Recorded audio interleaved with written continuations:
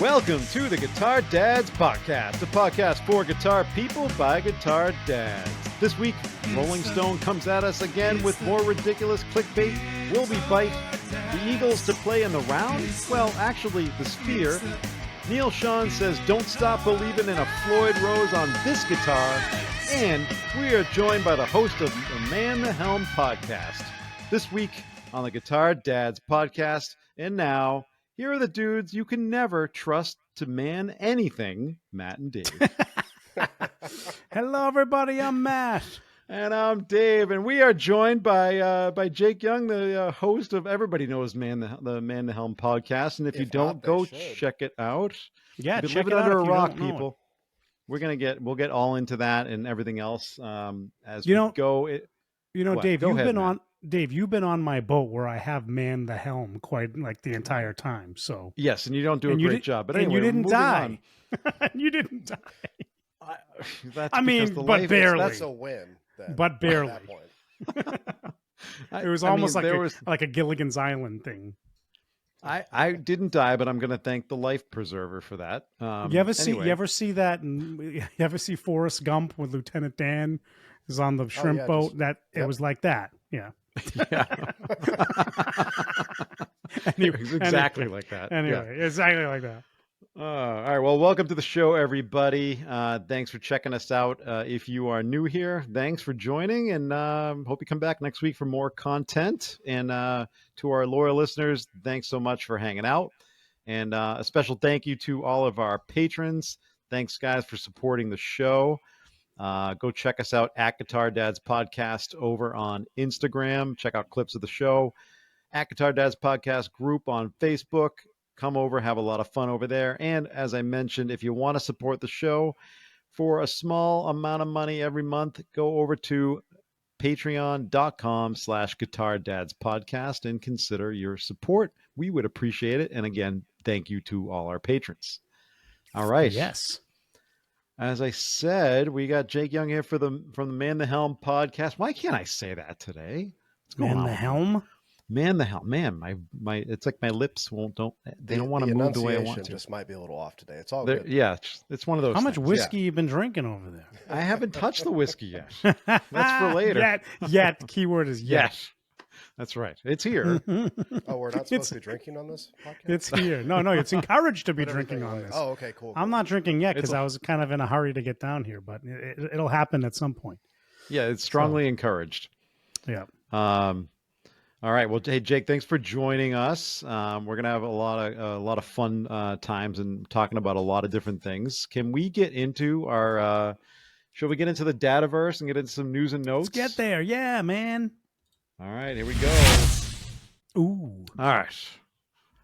So, let's just get this one over with because I did mention it in the intro, and I as Matt said before we started recording, let's not give this thing any credence, but I think we kind of have to just to bash it. And just to tell you guys, don't go clicking on it. So Rolling Stone put out yet another list. This one is the 500 best songs of all time. Okay, there it is. I said it. Don't go over there and click on it. Don't do it. Don't give them any kind of, you don't want to do it. So meant to make you upset. Yes. That's right. That's right. But there's a lot of history here, right? Like they did it in 2004. They revamped it apparently in 2021. And now they're doing it again. It's like, come on, guys. Like, this is ridiculous. Like, they're just going to keep revamping this. It's like, so let's add that. The word. Yeah. Don't add that. Anyway, apparently there's a companion podcast. And they just were going to talk about all these songs. Apparently. You weren't supposed to click on all this stuff. I'm just giving the people what they want to hear. Jake, what do you think about some of the namely the what was it, the 250 best guitars? Did you even give that thing any like read at all?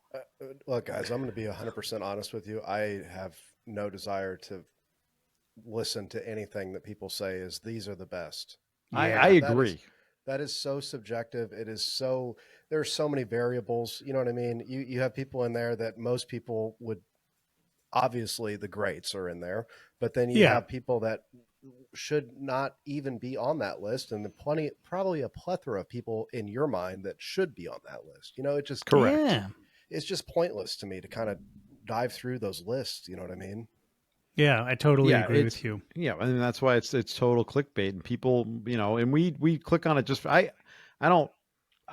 I mostly for the purpose of this show and just for interest for that reason. I read. I didn't even click on this one because I'm just like I'm done. I can't do this anymore.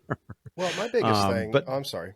no, go ahead. Well, my biggest thing is I don't have like a favorite guitar player. Like my favorite guitar player today could be not my favorite in an hour. You know what I mean? Like it just Yep. now I'm not Yep. trying to I'm saying that pretty generally, of course. Of course, being a guitar player, I do love the Hendrix. I love Jimmy Page, the big name people. But when it comes to like name me your top 5, I don't think I could do that for you. You know, can I No, have a it top changes. 500, please? Just to name all my Yeah, favorite exactly. guitar players. Yeah, Right. right. And you discover new people all the time, or you not necessarily discover, but you get into things Yeah. a little bit more, than you did in the past. Like example with me is like, recently I've been getting into more of like the not super old school blues, but like the Three Kings kind of era Oh, of okay. blues, Yeah. right? And before I'd be like, yeah, I don't know, maybe like even like a couple years ago, I'd be like, yeah, that stuff is kind of boring to me. Like, I don't really see the appeal. Like, give me Stevie Ray Vaughan, give me Gary Moore, give me, that style, right? And then now I'm as I'm listening to these classics and stuff, and yeah, it appeals to me now. So now, like, I would say, like, oh yeah, those guys were super, you know, influential and awesome guitar players, right? I still maintain though that I don't have time for the old stuff, like the Robert Johnson stuff. Sure. I'm like, and Philip from the 40 Watt gives me a hard time on that. He's like, you're not used to listening to lo-fi recordings and stuff like that. I'm like, you know what? That's definitely a part of it, but it also just seems like so boring to me. But like I said, a few years ago, I said that about a lot of the Three Kings stuff too. So maybe I'm you evolve as a listener and as a fan.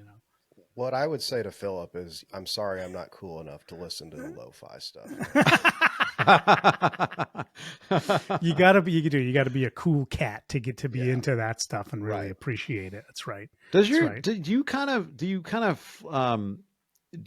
brain kind of trick you sometimes as you're listening to music, and in your brain you think you have your kind of, we all have our list that we aren't even kind of aware of. If you were put in a situation where it said name your top 5, you probably could quickly name like top some of the top 5 of in your list, right? Yeah, for sure. But doesn't it sometimes change? Like you're listening to somebody you haven't listened to for a long time, and you're like, and you hear them in a different light, and you think, wow, have I underestimated this player? I think that's Yeah, it happens all the time, man. Whether it's Apple Music or Spotify or whatever streaming service I'm listening to, a playlist will just come on and it'll be somebody I haven't heard in probably 4 or 5 years. And I'm just like, oh, great. Guess what I'm doing when I get home? Yep. Going through all of his catalog. Yeah, that's right. Yeah, I've done the same thing. So it happens all the time. All the time. Yeah, and I think that's why this stuff is great and so much fun, because you can't really get to the end of it. That's what music is all about, right? The guitar is all about that. You can never get to the end of the guitar, and music is the same. That's why it's so great. Like if you say you're bored with the guitar, you're just not trying hard enough. Yeah, or you just haven't started learning something that challenges you to that point. You know what I mean? Yeah, that's a good point. Yeah, no, all that's true. Yeah. Well, anyway, so Dave, you love this list, and you want to talk about every I song. don't love the list. Let's start with $4.99. We're going to be here for 4 hours, guys. Anyway, yeah. Well, it's interesting. So I sent Matt this early this week. I saw that Forbes, what did they rated like "Don't Stop Believing" like the best song ever. Did you see this? What? Yeah, Neil Sean put this on his Instagram. First of all, what are the criteria here? What is it? What is this? What is this? What do you mean? Neil Sean was excited about it. Yeah, he was totally excited. I would be too, That is probably one of the most random things I've ever heard come out of a Right? Forbes article. Like, that doesn't make any sense to me. Why would I hear that from them? Yeah, like what? I know. Where did this come from? Well, because Yeah. Neil posted it on his Instagram and Okay. whatever else, and I was like, and it caught my. I was scrolling through. I'm used to seeing just Neil playing on his couch. That's all With he like a posts winter jacket on. with a Sure. winter Yeah. jacket on. And all of a sudden I caught the thing. Like, wait a minute, Forbes. Hold on, Why are we mentioning Forbes here? And it was just kind of. I didn't really know how to take it. I think I was really taken aback. We should. Like, how do you rate? How do you Understandable. judge the best song ever? No, we go from like the top 5, the best it's the 500 same songs thing, to now. right? It's ridiculous. We should touch on that though, Dave, because sorry, I'm way back from the mic. We should touch on that because that was kind of announcement of the tour that's coming up, right? Because it's going to be Heart. I know Yeah. we talked about Heart going out, but now it's been kind of officially announced. Heart, Journey. Who are the other ones? I don't remember off the top of my head. Yeah, It's definitely yeah, Heart I and can't remember Journey, either. and there's a few other big names thrown in there as well. So this is going to be like 80s nostalgia, late 70s, early 80s nostalgia tour that's coming. Hey, I'm here for it. I love it. I was going to say it's going to be totally. great. I mean, Heart. I think it's great that Heart is kind of getting back together. Nancy and they're going to do it right. So I think that's great. But yeah, Journey will be there. Who are the other ones? There's other ones. Dave's googling it as we speak. I shouldn't have brought it up without knowing. But Well, that's how we tangent roll for- here. Yeah, tangent for Heart though. While we're doing the Googles, Yeah. I hated playing "Crazy on You" when I was Oh, playing really? cover bands Yeah. Did you? Why did you? because it's so long. It is long. It's is long. so long. Yeah. Yeah. It's not as long as that one song that I will not name, but it's long. Ah. You know? Yep, that's where it is. Yeah, but it'll be a fun time, and everybody will be all excited about it, and it's going to be what it is. So get your tickets. Why can't I find this information tonight? It's like they want to keep the secret. Neil's all just excited about being like the best song, having written the best song of all time, according to Forbes magazine. Well, I mean, really, who else are you going to go see besides the band that plays the best song of all time? You That's don't need to right. know That's anybody else on the tour. Oh, if it's you have any tickets just to any show this year, sell them. Don't go because you have not seen, unless Journey's on the list, the best band and the best song. I mean, or the best song of all time. so it's It's just not Journey, worth it. Heart, Cheap Trick, and Def Leppard. Cheap Trick. Yeah. Oh, Def Leppard is joining this time. Yeah, Okay. Yeah. isn't that crazy? That's a tour right there. That's pretty cool. So I'm Yeah. sure they'll do well. So Yeah, it's going to be a heck of a show. For that's gonna be a tour right there. Oh, So- see, as I come across this, Steve Miller going back out. Oh, and Steve Jake, what Miller. do you- Yeah. Yep. Steve Miller's thrown in there. That's a good point. I forgot about that. Yep. Wow. It's What more do we like think a about festival. how do than we a feel tour. about Steve Miller? Oh man. Underrated. Oh, Yeah. I loved him. That was like my high school soundtrack was Steve Miller Band. You cannot feel anything but happy when you're listening to Steve It's Miller. true. It's so true. It's just 100% like true. feel good music, right? It's like, I brought you a crate of papayas. It's like, what's better than that? Well, if you don't like Jungle papayas, it's not Love. that great. That's true. If you're allergic and you don't have an EpiPen or something, that could end Yeah. badly for you. But yeah, awesome. Yeah, Steve Miller. Yeah, that's a good way to, I think, to categorize him as underrated for sure. I mean, everybody knows his music, but I think in terms of like a musician and singer and songwriter, it's just he's fantastic. Yeah, Um, absolutely. Well, so speaking of older bands, the next band to be rumored, and I say rumored because it has not been confirmed nor denied, which is why I believe it. The next band to play a residency at the Sphere in Vegas is none other than the Eagles. So what do you guys think about residencies, first of all? And then we know we're all Eagles fans, so, what do we think? The Eagles fan part might be a bit of a push, but yeah, Okay. I do like their music. They're all definitely very talented. Residencies though kind of always weird me out, especially depending on the length of how long said residency is. You know what I mean? Yeah. Yeah. Yeah, And I this always is- feel I always feel that residencies just mean wickedly expensive tickets, just kind of out of the realm of what normal people can afford. And, it just gives them a reason to jack up the prices. But I will say the Sphere looks just unbelievable. So, you know, if you're going to do it, might be something worth doing if you're a big Eagles fan out there. Yeah. But And yeah. it's rumored to be from September through December, so it's a pretty long residency. I think Oh, yeah. you two wrapped up what 3-4 months there. So Yep. and They did. any video you watch from that place looks absolutely insane. So I think no matter who you see there, if you're willing to drop the cash, it's going to be an amazing show. You know, whether Yeah, you like the music a lot or you just are kind of into it, you're going to see a performance of a lifetime. yeah, no doubt. That's the biggest part about it. It's like you're paying more so for the experience, not just for seeing the band.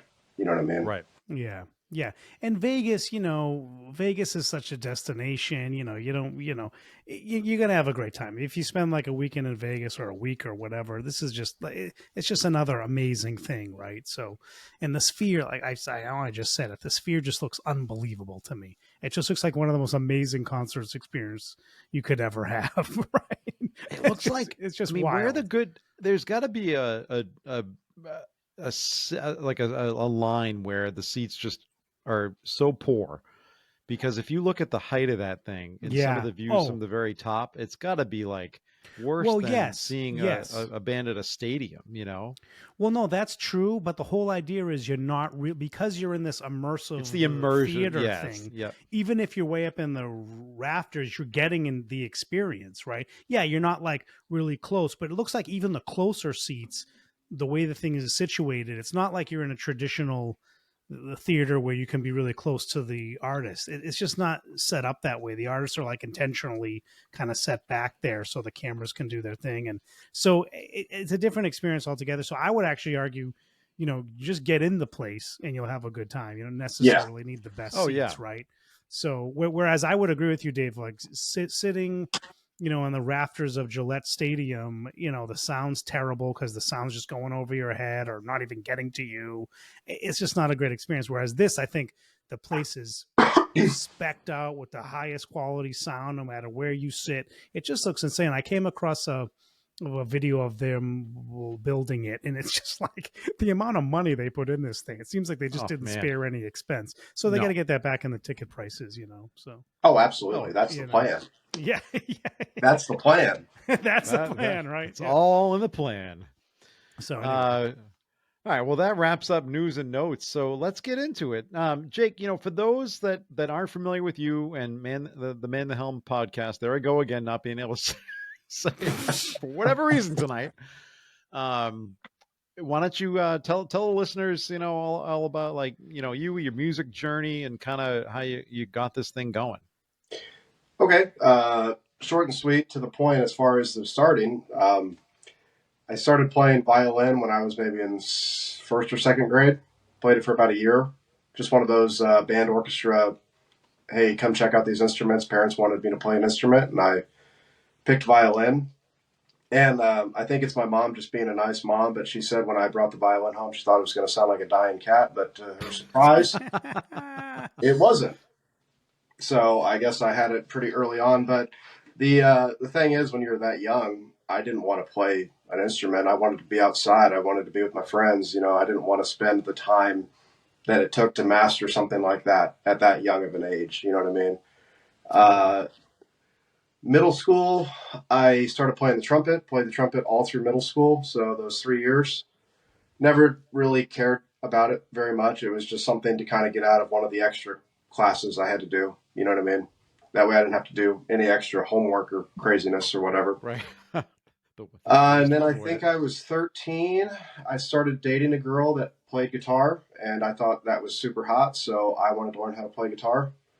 And coincided about that same time, The Darkness in 2003 released Permission to Land, and with I Believe in a Thing Called Love, and I had that MTV moment, so to speak. Oh. And seeing Justin Hawkins up there with a white Les Paul Custom and just like not doing anything like most people were doing that time around, that's, you know, I was like, okay, well, this is what I want to do now. So learned a bunch of Darkness stuff, played in some bands, played in some churches. Then for some reason, I don't know why, whether you want to call it cosmic, religious, whatever you want to say, something told me that I had to join the military. So I ended up joining the military. I was in for about a decade. And my last duty station was here at Fort Campbell in Kentucky, Tennessee area. And wife and I really liked the area. Our kids were already in school. So when I got out, just decided to stay here. Started playing in some cover bands around town because that's kind of the typical thing down this way. You know, you learn a bunch of covers and you go, Yep. you know, play the bar scenes or whatever, or, you know, be fortunate or unfortunate enough, however you want to look at it, to go play on Broadway every once in a while. And yeah, so I had been out of it for so long, and I had been out of the gear world for so long after being in the military and whatnot. Mm. And I remember I was working, I got a job working, loading trailers for like food and stuff like that. Well, I got to wear headphones when I was at that job right after I got out of the Army. And I don't know how I came across it, but I came across the Tone Mob podcast with Blake Weiland. Yeah. Yeah. And I remember hearing his backstory of just like, oh, yeah, man, I was working at this job I hate, just doing something I didn't want to do. And then I just started a podcast talking to people about guitars and gear and pedals. And I'm like, dude, that's all you got to do? You know what I mean? Like, I just got to hop on Instagram and DM some people and see if they're going to want to come and talk to me for an hour. Too easy, man. Yeah. So that's kind of how it started. But then I kind of wanted to do something a little bit different as far as, I guess, kind of the angle, so to speak, because it's all about the angle, right? On how you approach what's the buzzword nobody likes to hear? Your music marketing, right? However you're going to market yourself. And I was like, well, what are all these people doing? What are all these people that are being creative, whether it's musicians, whether it's builders, whether it's anybody in this field? Well, they're taking charge of their life. They're driving it in the direction they want it to go. So what does that mean? It means they're manning their helm. And I don't, once again, you want to call it cosmic, religious, spiritual, whatever you want to call it. It just hit me one of those days. And I was like, yep, I love pirates, man the helm. I can come up with some cool graphics. Hey, man, we're good to go. And yeah, dude, I just started DMing a bunch of people. And slowly but surely, I think now I'm up to, probably 60 episodes. So yeah, awesome. not been going too bad. It is a lot nicer now. I do have a new co-host. Having a co-host is so much better. So much better. Oh yeah. Well, I disagree. Well, to be fair, I understand where you're coming from. Hey. Well, no, it is. But you know what though? I totally can understand that because, now that kind of Dave and I have been doing this together from the beginning, it's hard for us. This is where it gets sappy. It's hard for us to imagine doing the podcast without each other. But speak for yourself. But I can imagine, like, when it's tough. It is tough to just do the whole thing on your own. So I totally see why having that other person there is really helpful. So yeah. Well, I like the last job I had in the military, I was teaching. I was master aid facilitator through the Army. Oh, cool. So I've got no problem talking in front of people or talking with people I have no idea who they are. The hard part about it, and that I found out, it's not that people don't want to talk to you. It's just people that are in this sort of space, in this creative space, that are doing it for a living, have limited time. Yeah. And it's like I said, I don't take it personally if people don't get back to me or whatever. It's just one of those things, you know what I mean? But what ends up happening is I was sending like 15 DMs a day and not getting anything back, and wondering like, oh man, how am I going to get an episode out? How am I going to do this? Who can I message that I know will message me back? Which the answer at that point in time was nobody. Yep. So it did get a little stressful at some point in time, but then I just kind of stopped worrying about getting an episode out every week. And I know that's not good for the marketing of the podcast, but if it's something that's out of my control, there's no reason. Yeah. Right. Yeah. Yeah. Yeah. So there's only so much you can do. That's what it is, So, no, but that's great though. I think that's funny how you were inspired by Blake and his situation. But Blake, one, Blake's incredible. Yeah. And two, like Blake, Blake really, I mean, these guys that were, Blake to me is one of like the pioneers of guitar podcasting, For sure. right? There just wasn't a lot of people doing it when he started. And, and to his credit, he's built it up and kind of paved the way for all of us to Absolutely. some extent. So we have to give him the respect he deserves. But that's awesome. That's a great story. And yeah, I mean, Well, yeah. it's one of those things. So, like you guys just had Richard on. Richard was one of the first guests that I had on the podcast. Oh yeah, yeah. And even his story about how he ended up working with Wampler. All it was him going into a guitar store and buying a Sovereign, a Wampler Sovereign. Yep. Well, the funny thing is, when I got down here, I started playing in a cover band, and I bought a Wampler Jacaris because we were playing a bunch of like '90s, alt rock stuff, and that was just what fit the bill for that sort of cover. And through buying that pedal, I in turn found Wampler pedals, and now I'm a massive fan of that. Yeah. And just the smallest little things. Like about a year ago, Brian lives about an hour away from where my parents live. Oh, really? Oh, wow. I didn't. Well, yeah, no idea. Yeah. And when he came on the podcast, we talked and had a good time. And then I think about 6 months later, I was up there for I believe it was Christmas or New Year's or something like that, and he hit me up. He's like, "Hey man, if you're not doing anything, I got some time. If you want to swing by." It's like, nice. Yes. Yeah. Yes. Yes, I do. Yeah. Yeah. But that's just to show it's like, just a little bit of hard work and tenacity, man. You never know where stuff's going to take you. Great point. Yeah, that's right. So it was you hanging out with Brian and the goats? Yeah. That's no, awesome. it was pretty dark when I got there, so I didn't get to see his goats. I got to see kind of the outline. But no, but it's one of those things. Like I would have never in a million years. I have watched his YouTube videos for so many times, so many hours. Yeah. And never in a million years would I think that I'd be able to just, oh, hey, man, if you're not doing anything, I know you're in town, Not that I deserve that in any way, shape, or form. Yeah, but it's a testament. We talk about this all the to time this. on the show. It's like the coolest thing about this community is that it's a community. Like where nobody's competing against each other. We're all just hanging out, having a good time, talking about cool things, and it's just. And there's nothing really like it to me, where you can just connect on so many different levels when you find anything in common with anybody.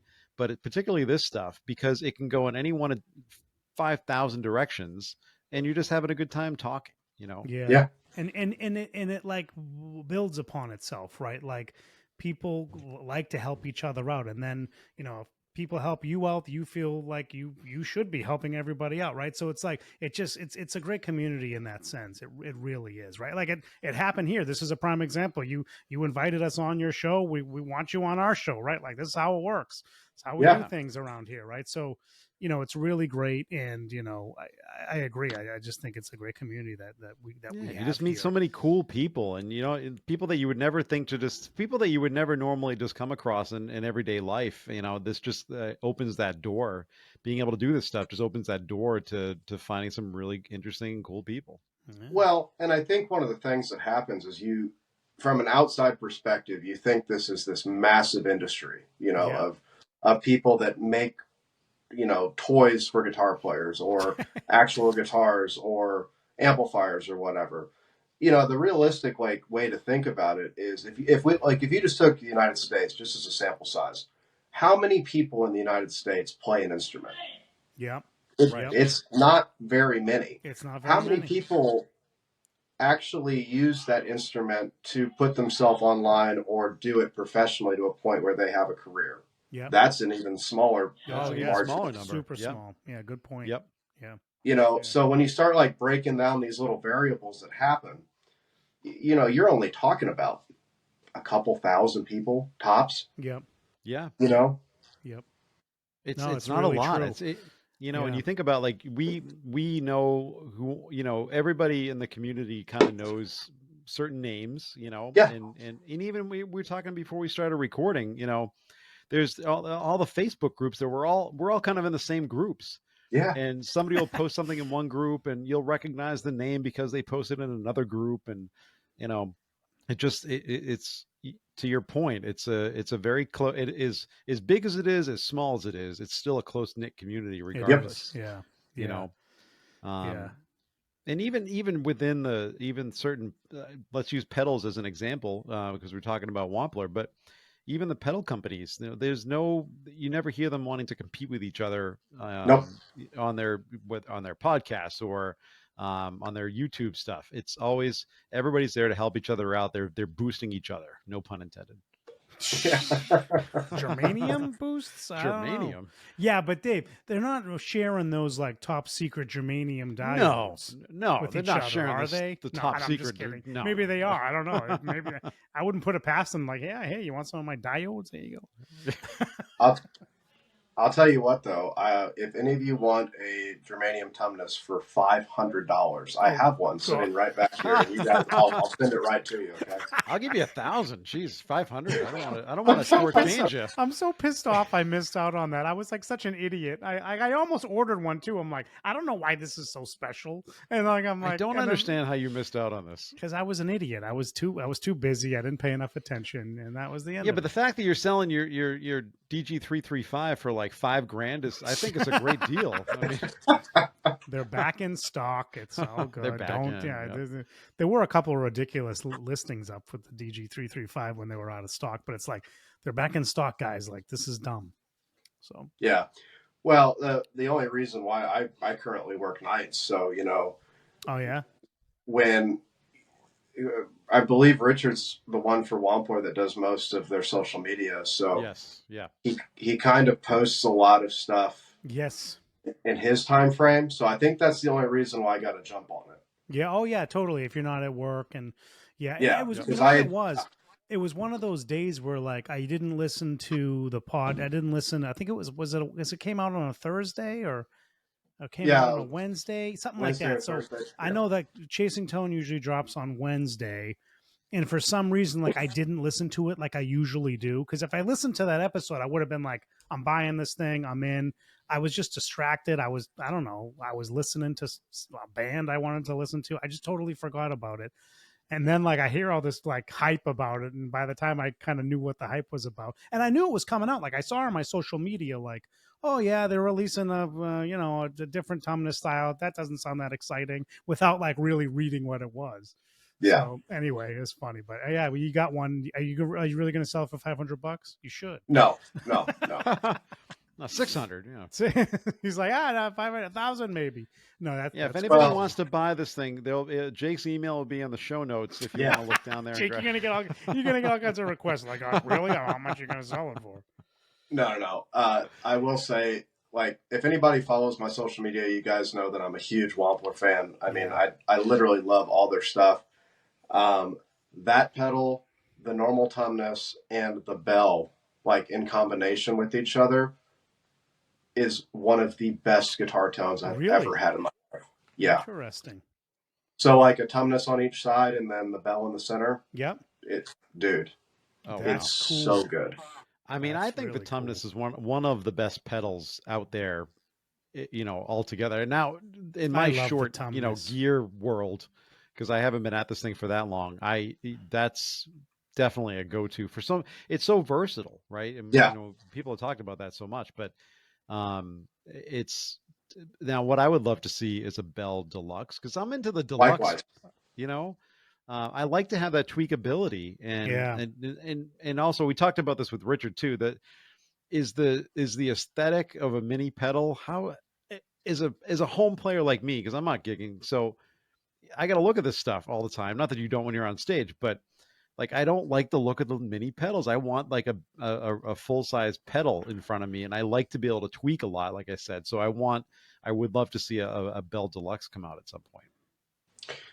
Yeah, mini pedals for me, I don't particularly like, because what I end up doing is I end up cramming them way too tight on my pedal board. Yeah, that's an issue.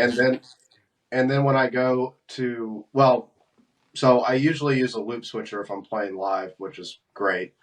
But if I'm at home, I end up, having way too much and too many options at one point in time. So yeah, I'm not going to be a jerk about mini pedals, but I'd rather have full size deluxe pedals in that Yeah, case. yeah. Yeah, So So what's your current rig? And then I want to ask you about what we talked about before we started recording about your new gear desire that you might be getting.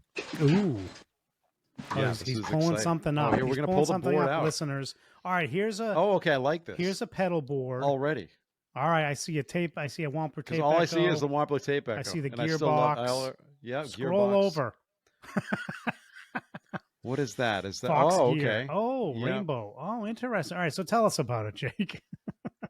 yeah, so the gearbox is my go-to for everything. That's the first thing that always goes on the rig. It's the best overdrive distortion dual pedal that I've ever played. Wow. Got it right when it came out, like what, 2 years and some change ago, Yeah. and it's never left my board. Wow. Regardless of what board I'm playing, it has never left my board. Interesting. The tape echo, I love tape delay for just about everything. And with that one, especially with having, the subdivisions that I can click on or off if I, want to do something like a dotted eighth instead of just a quick slapback. It's too easy to go down, push a button, move some stuff around, call it good. Nice. The rainbow delay or reverb, I'm sorry. I got that from a shop in Indiana. Okay. It was like three Fox gear pedals on one board, and he was like, "Oh, $100, you can have that in the board." I was like, Oh, wow. Wow. Done. Done. Yeah. And it's just a multi sort of delay sort of thing. It's got like the typical stuff, the plate, spring, shimmer, Yeah. stuff like that. And that mini board right there has been what I've been rehearsing with an original band with now for 6 months. That's awesome. That's it, huh? Just that. That's it. What are you playing into?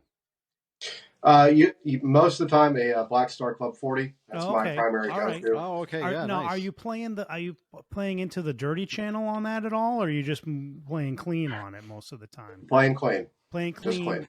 All the dirty comes from the gearbox. Interesting. Yep. The pinnacle side or the red side is Yep. where most of my distortion's at. And then the blue side or that tumnus side on the other side is for any overdrive or boosts or something like that. That's awesome. I mean, the cleans on that amp are fantastic, I think. Yeah. Yeah, no, Yeah. it's a great amp. It's a great pedal platform. Yeah. Yeah, it really is. Yeah, it really Yeah. is. And then that in combination with a Les Paul and a Telecaster. That's all you need. Yeah, what do you need? What else so do you that's need? pretty. That's So it. for someone who is like pretty much a gearhead, you're going pretty minimal. If we're honest, you are. Well, so okay, all right, it's coming. Here we go. so I love gear. I truly do. But I want to be. I'm a guitar player. I want to be a good guitar player. Yep. The gear, if I get too much into the weeds, that's my playing is going to be sacrificed. Yeah, I can see. You know what I mean? So this kind of like mini rig was almost like a challenge to myself, being like, okay, I'm going to write original music. I'm going to play with this band, and this is all I'm going to have. No bells and whistles, no nothing crazy. What needs to be good is me playing. Yep. Bottom line up front, that's it. That's true. Yep. That's true. And it gets you there, right? Without like messing around. I think there's also, we actually were talking about this with Richard, right? Because he was talking about playing with the band and going simplistic, as he starts off, because I think that it's a good idea, right? Because one, you just don't want to like weed it all up, like you said, because you want to focus on playing. And second, like, especially when like, you're just getting started with a band and you're kind of feeling things out, like you don't want to be known as the guy that's just like always fiddling with pedals and stuff, right? Right. That kind of turns it off, and it's annoying. Like I've been in bands where guitar players do that, and it's just annoying. It's like, dude, like stop messing around with that and just give me a tone and let's go, Yeah. And it is like, I think we as guitar players obsess over this stuff and obsess over tone. And, most of the time it's like, yeah, that's going to work. Like it's gonna, that's right. It's going to work, right? Like you said, like a gearbox, like it doesn't get much better than that. You use, a few things like that and you're good to go, So yeah, it's great. I love But that. Jake, you talk about this a lot about this. Like we need to be more as a guitar player. The goal is to get better at guitar, not better at tone. And your tone will improve. Your tone will improve with your playing because that's part of where the tone comes from. Actually, what do you Well, think about it's that, such Jake? a That's an it interesting point. Yeah. it makes me So so it makes me I need to make myself connect to that a lot more, because there are weeks where I go through, I'm very committed to practicing and getting better. And then there's weeks where I come down and I want to practice and I start getting distracted, to your point, with the gear. well, so I made a really controversial TikTok, I guess controversial, quote unquote, where I do this thing on there where I say like, "Hey, guitar players, what do you think about this?" And Yeah, then yeah. that allows people to stitch or duet or do whatever on TikTok for it. And I think I said something as to the effect of, "Hey, guitar players, where does tone come from?" And I didn't say anything, and I just did this. Ha! Okay, Yep. right off the bat, I'm not saying that all the tone is in your hands. Obviously, It's not. the guitar you're playing, the amplifier you're playing, the pedals you're playing, that is where the tone or the timbre of whatever's coming out of that speaker is coming from. What I was getting at was there are these tiny little nuances that you have to really drill and practice and practice and practice. And that's if you were to sit me in a room, if you were to sit me in the exact same studio that Cliffs of Dover was recorded in, exact same gear that Eric Johnson used to record that song, and let's say theoretically I can play every single note exactly, at least note for note, off of a piece of staff or whatever. Yep. I'm still not going to sound like Eric Johnson. That's right. It's going to sound like Jake playing Cliffs of Dover. Yep. That's right, dude. Yep.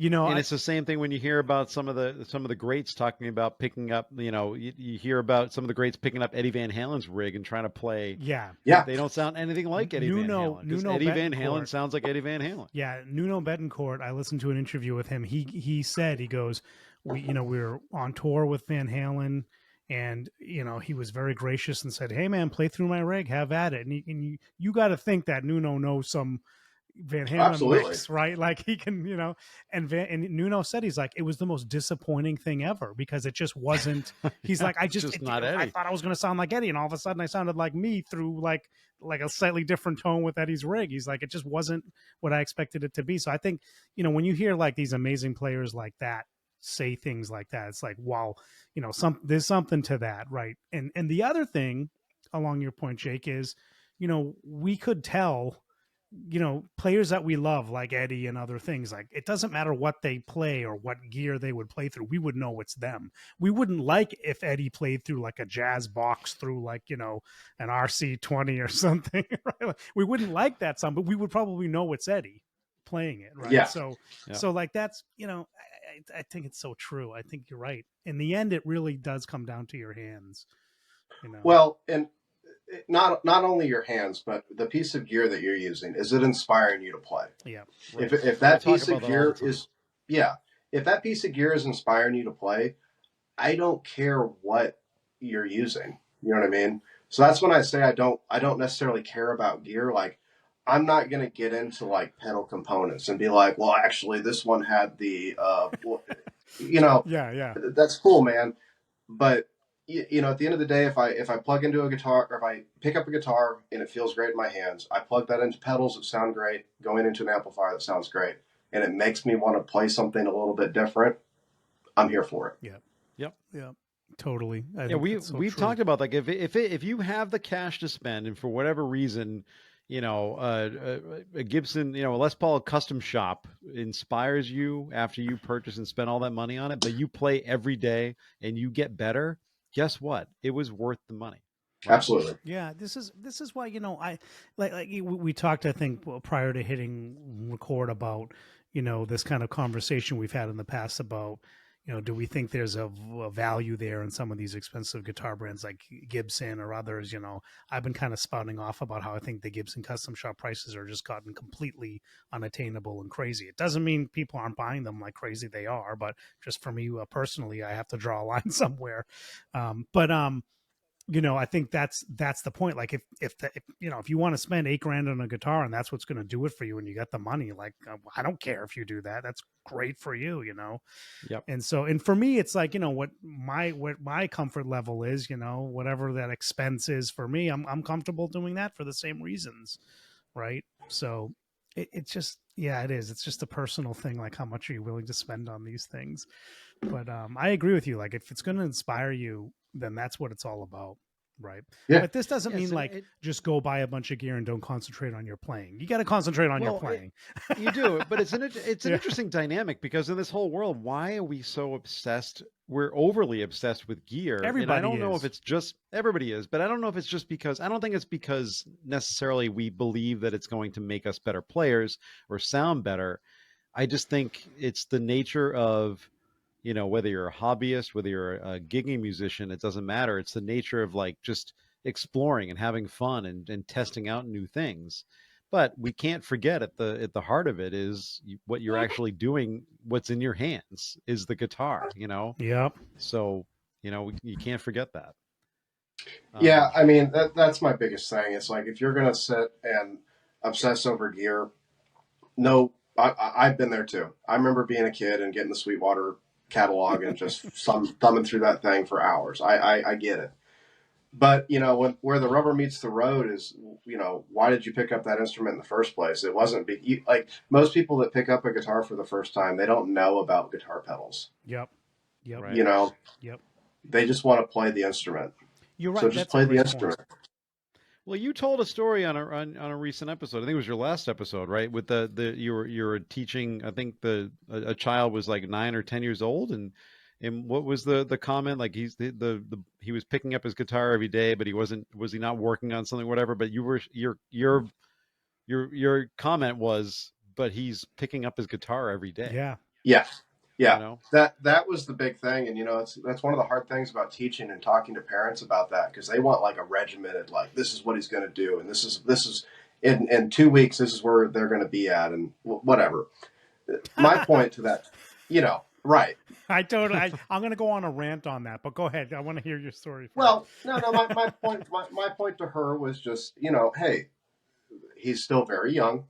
His fine motor skills have not developed enough for him to really be practically as proficient as you want him to be. Give him another 6-7 months. Who knows? Because if he's playing with the instrument every day, his hands are getting used to being on that guitar. Right. So, it happens all the time. You see it all over Instagram, just those young kids that just absolutely shred. Yep. So, but that's not the norm, right? Like, parents can't think that that's right. the norm and that that's going to be their kid, right? Like, this is, as dads, this is the Guitar Dads podcast, right? Like, it's out of control. I mean, you know it as a parent, right? It's just people put, I'm guilty of it. We put all these expectations on our kids, and it's like, this, not everything has to be like, this great concert that's going to blow everybody away. Like, it's going to be okay. You know what I mean? Like, it's going to be okay. Right. So it's we see like sports is the biggest example, right? It's like sports is more, I'll just say it on this podcast, youth sports has become much more about the parents than about the kids. It just has. Oh, absolutely. And it's sad to see, and I see it with my kids' sports, and I try to avoid it, but it's kind of hard to avoid, because if your kids enjoy it, you get further down the rabbit hole. Absolutely. But it's just so clearly more for the parents than the kids in a lot of cases that I've seen. But anyway, I digress. To your point, my son's 10. And he just started to show a little bit of interest in guitar. And, the motor skills are tough for him. And guitar is such a hard thing. You're just moving your fingers in these weird ways. And it's like, they get frustrated quickly. So if you got a kid that's around that age that's showing interest and able to do something that he enjoys on it, I think that's a massive win. I just think it is. Yeah. Yeah. Well, whenever I sit and, I teach quite a few people now, and whenever I sit and it's more on my end of figuring out how this person is going to best learn, and if I can figure that out, and then I can figure out what's going to motivate them to want to do it more, we're gonna have a fun time. That's awesome. Because every guitar player knows when they learned that dreaded F chord where they have to bar that whole first fret. Everybody remembers that. Yep. I still hate playing on F bar. Right. But, the way that I've always approached it, especially teaching music, is, I'm gonna approach it from like, a major scale sense. And then when we have that major scale and we know the intervals between that scale, now we can start to think about these chords. Well, what does it take to make a chord? Just 3 notes. Well, we can find those 3 notes anywhere on the neck. You know what I mean? Yeah. If I want you to play an F major, I don't need you to have that crazy bar chord at first. Yep. Great You know point. what I mean? Yep. Yep. Yep. So you have these younger kids that have smaller hands. Maybe their dexterity's not there. Those fine motor skills definitely aren't there. Yep. It's a lot easier for them to be like, hey, here's a triad of an Yeah. F major. Yeah. That's right. Yep. Oh man, I love Corey Congilio. I Oh, think yeah. he's incredible. He kind of specializes in avoiding bar chords. Yeah. he probably does. he wouldn't say it that way, but I don't Well- think you would say it like that, but yeah. but he does. He probably has said, like, why are we working so hard? But I think his main thing is, especially in a band context, you don't need that much sound coming out of the guitar. You want to do these kind of more subtle things, right? Like that's the point, is you'll fit Yeah. into a band mix much better and sound like a better player if you use triads and different inversions and stuff, but to me, I look at it as like, oh, you mean I don't have to play this like ridiculous jazz chord where I have to hold like 6 strings and Look at this. exactly right. And Corey, and he's great at that, but I think it's great that you kind of honed in on that with the kids especially.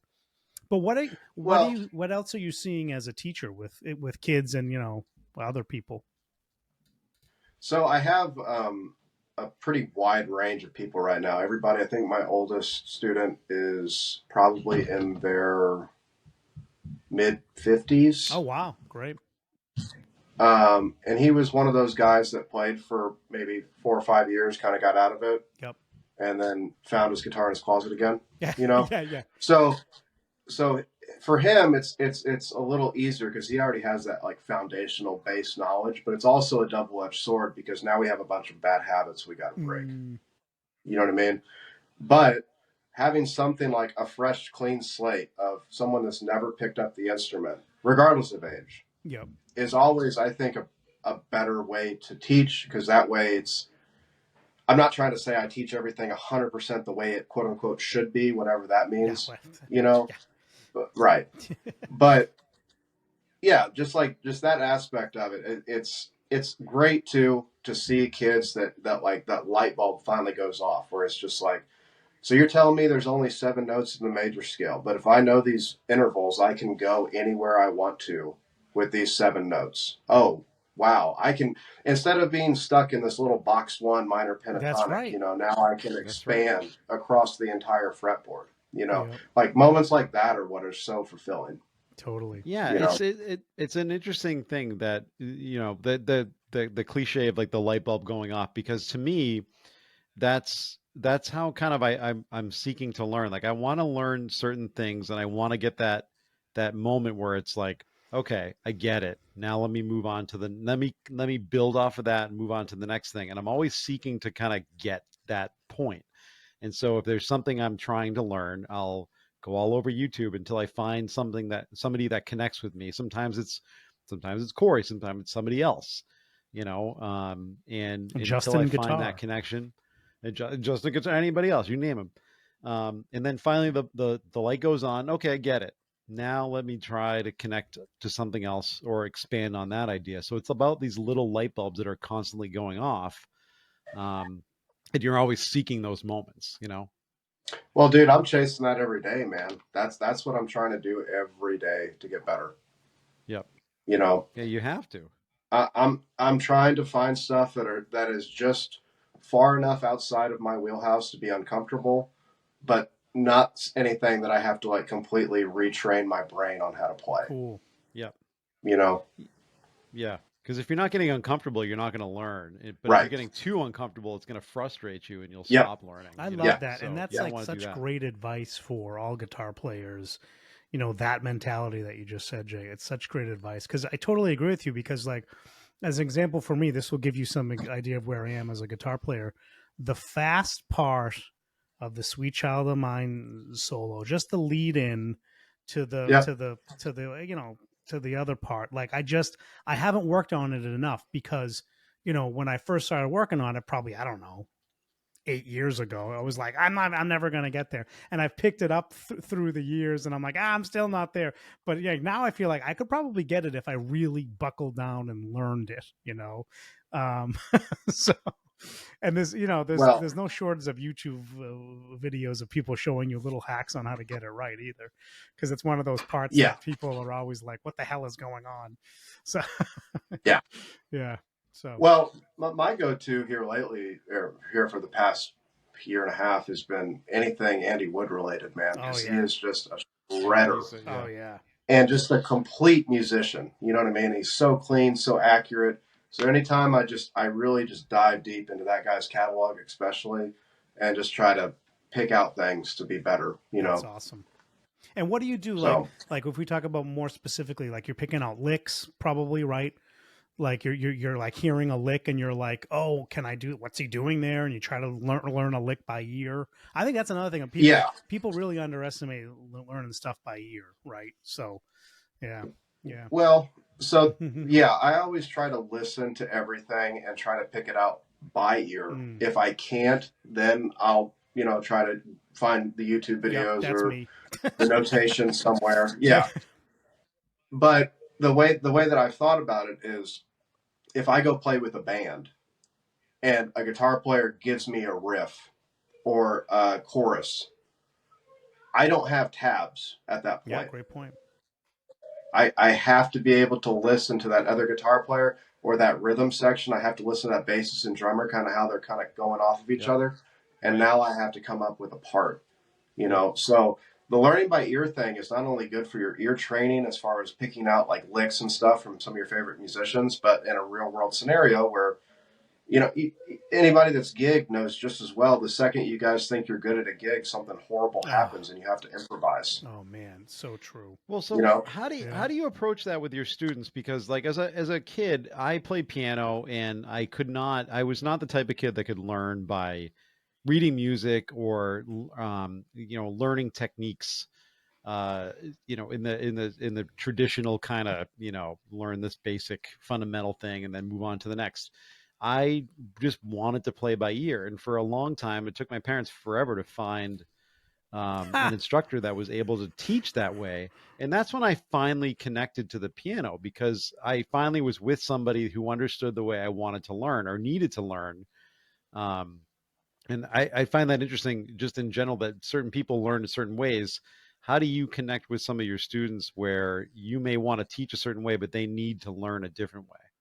well, it's usually pretty evident the first, like, if you tell them a sentence, they're gonna know. You're gonna know right away whether they're having it or not. You know what I mean? You- you're gonna know right Right. away, and it's person by person, obviously.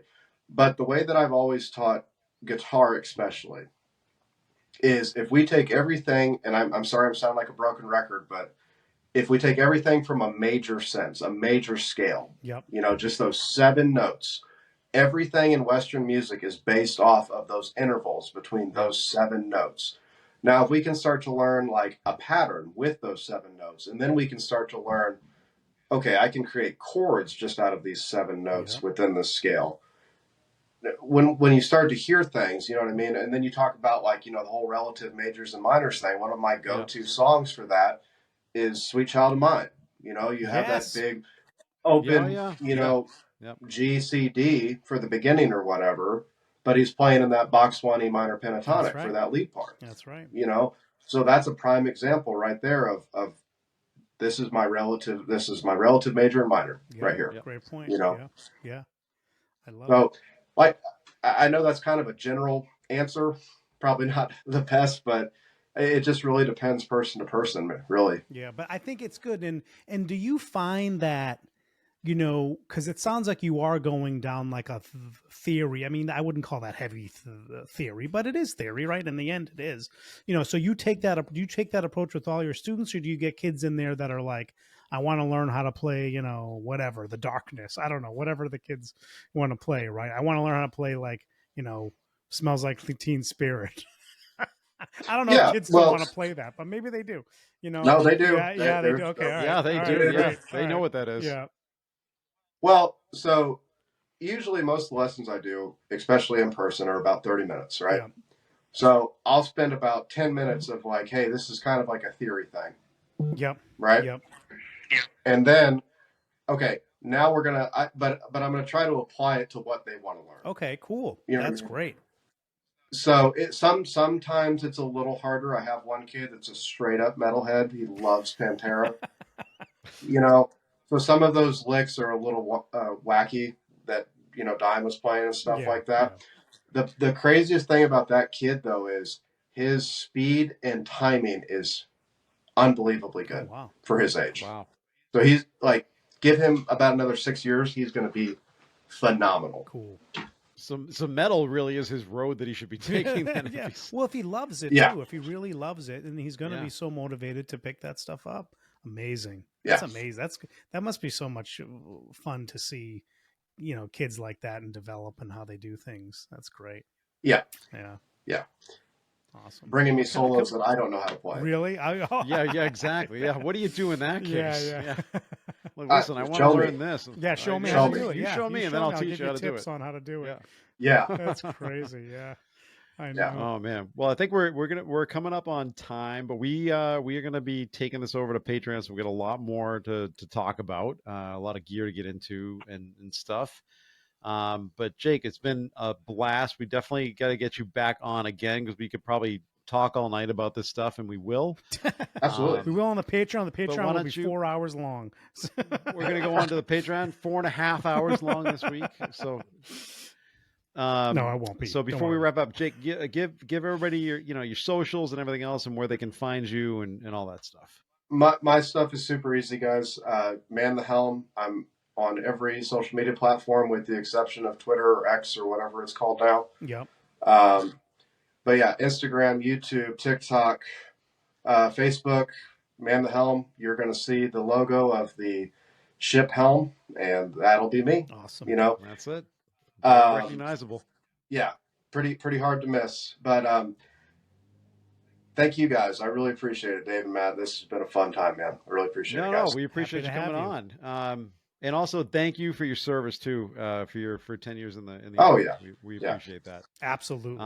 Yep. Thank you. My pleasure. Thank you.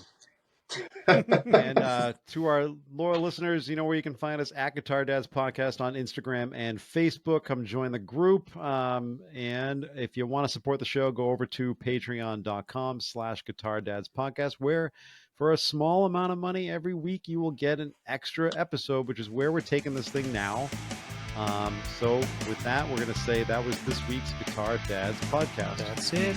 Keep rock alive. We'll catch you on the flip. It's the